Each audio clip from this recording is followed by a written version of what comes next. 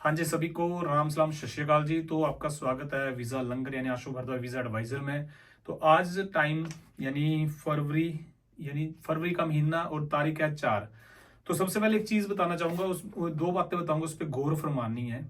बहुत लोगों के फ़ोन आ रहे हैं कि सर आपसे मिलना है, कैसे मिलें? तो प्लीज़ सबसे हम्बल रिक्वेस्ट है, आप गूगल पे जाइए, आशु भारद्वाज अपॉइंटमेंट लिखिए और अपॉइंटमेंट बुक कीजिए। सेम नाम से Ashu Bhardwaj visa advisor Facebook channel है, 1 लाख फॉलोवर है। वीजा लंगर के नाम से इंस्टाग्राम है, 1.5 लाख फॉलोवर है। यूट्यूब चैनल आप देख ही रहे हो। और इसके अलावा जो है बाकी जितने भी आपको अकाउंट मिलते हैं या जितने भी आपको आईडी फेक आईडी से कांटेक्ट करते हैं, उनसे बचना है। Please be aware. Second think कि आपने किसी को भी पैसे नहीं देने हैं, क्योंकि हम किसी से भी ऑनलाइन बारकोड भेज के या खुद कांटेक्ट करके या फोन नंबर दे के पैसे नहीं मांगते हैं, क्योंकि हमारा एक ही नंबर है जो गूगल पे फोन पे चलता है, वो है 8968062369। इसके अलावा अगर आपको कोई भी कांटेक्ट करता है तो वो फेक है। एनीवे, तीसरी बात, डॉक्यूमेंट कौन कौन से लगते हैं, बैंक बैलेंस कितना लगता है, कितने दिनों में वीजा आता है, भाई ये सारी इंफॉर्मेशन हर वीडियो में होती है। आपका बोल होता है सर जर्मन का डॉक्यूमेंट क्या होगा, जर्मन की वीडियो देखो, बताए हुए हैं। कनाडा के क्या है, यूके के क्या है, हर वीडियो में डॉक्यूमेंट बताए होते हैं, लेकिन आप नहीं देखते हैं। और उससे भी बड़ा बेनिफिट आपको ज्वाइन मेंबरशिप से मिल सकता है, जो कि हमारे यूट्यूब की ज्वाइन मेंबरशिप है। वहां से आप हर फॉर्मेट ले सकते हैं।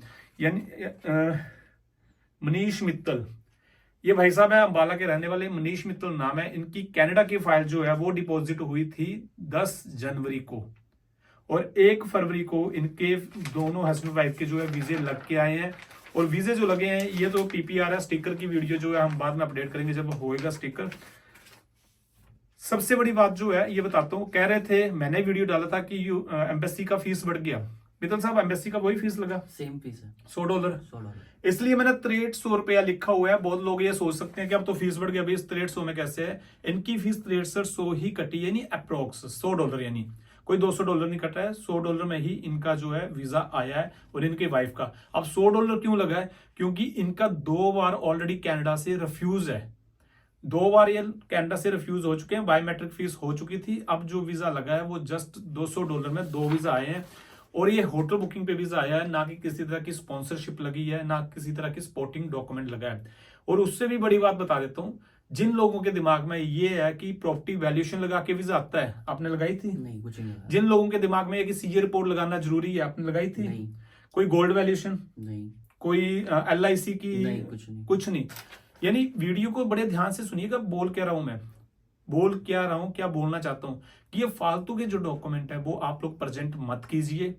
आपकी फाइल को देख के आपके economic ties, family ties, financially ties, इन चीजों को देख के आपको वीजा प्रोवाइड किया जाता है।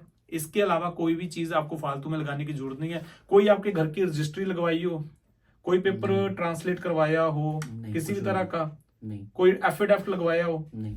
क्योंकि काफी लोग तो डॉक्यूमेंट में पैसा खर्च कर रहे हैं। आपने 2 बार फाइल लगाई है? 2 बार मैंने फाइल लगाई है, उसमें मैंने डॉक्यूमेंट्स ऑनलाइन फाइल सबमिट करी थी। उसमें मैंने प्रॉपर्टी वैल्यूएशन, बहुत सारे डॉक्यूमेंट्स लगाए मैंने। अच्छा, लगाए हैं? उस टाइम लगाए थे मैंने, जब पहले दो बार रिफ्यूजल आई है। ठीक है, इस इस बार मैंने कुछ भी खास डॉक्यूमेंट्स नहीं लगाए। नहीं लगाए। वही आपके 3 साल की आईटीआर लगी होंगी। हाँ। जो आपका वर्क है, बिजनेस है, उसके पेपर लगे होंगे, Right. यानी लेटर हेड, जीएसटी नंबर या एमएसएमई जो भी होता है, करंट अकाउंट की स्टेटमेंट, हाँ जी। Bank statement, saving Saving account, account statement, और आईटीआर 3, ITR 3 और और इसके आधार अलावा card, PAN card. Aadhaar card, PAN card. इसके अलावा कोई अदर डॉक्यूमेंट लगाओ? नहीं लगा, कोई डॉक्यूमेंट नहीं लगा। नहीं। कहने का सिर्फ कंसर्न यही है कि जो फालतू के डॉक्यूमेंटों के ऊपर खर्चा करते हो उसको बचा के रखो।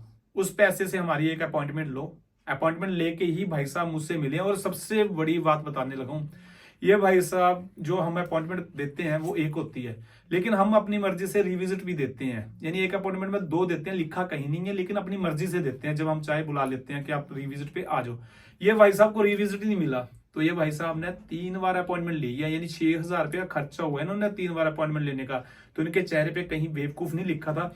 ये भी हो सकता था कि वीजा रिफ्यूज आता, ऐसा नहीं है कि लग ही जाते हैं वीजे, रिफ्यूजल भी आते हैं। बिकॉज हम लोग एम्बेसी में काम नहीं करते, हम लोग एम्बेसडर नहीं है उस कंट्री के जिस कंट्री में वीजा डिपॉजिट हो रहा है, एप्लीकेशन डिपॉजिट हो रही है। हम एक एडवाइजर हैं, हम एक सलाहकार हैं, आपको सलाह दे सकते हैं।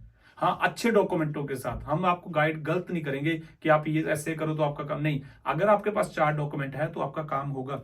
मित्तल साहब, एक बात बताइए, आप हमसे जुड़े हो, कितने टाइम से जुड़े हो? 1 साल हो गया। 1 साल हो गया।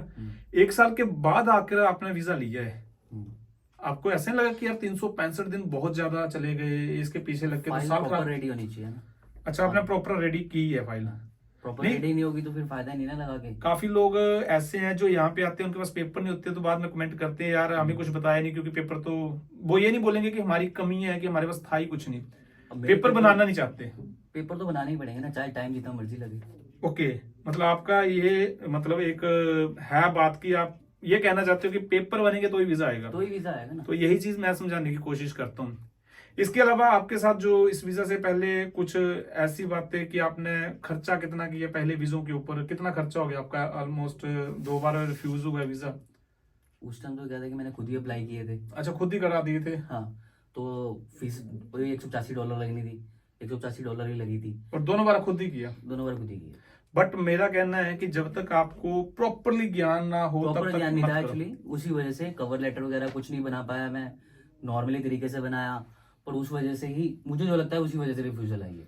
ओके, नहीं आपका अनुमान हो सकता है क्योंकि वो फाइल आपने डिपॉजिट की है, इस बार डिपॉजिट हुई है, डिफरेंस तो होगा, एक Difference होगा ही। एक्सपीरियंस का भी होता है। हाँ।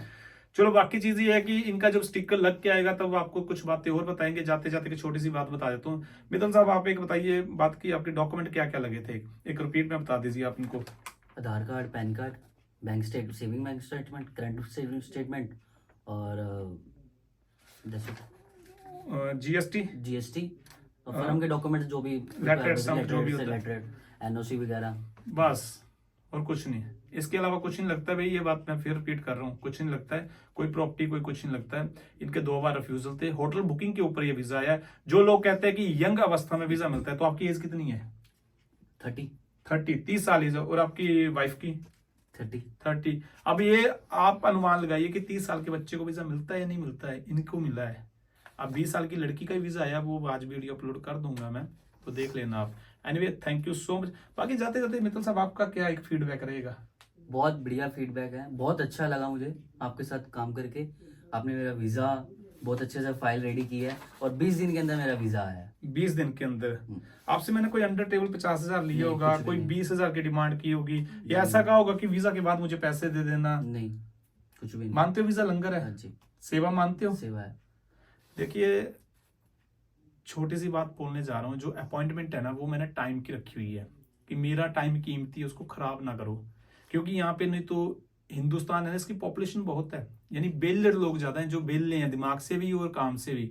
तो वो आके दिमाग खाएंगे, भैया ये कैसे होगा, वो कैसे होगा, वो वीडियो नहीं देखेंगे।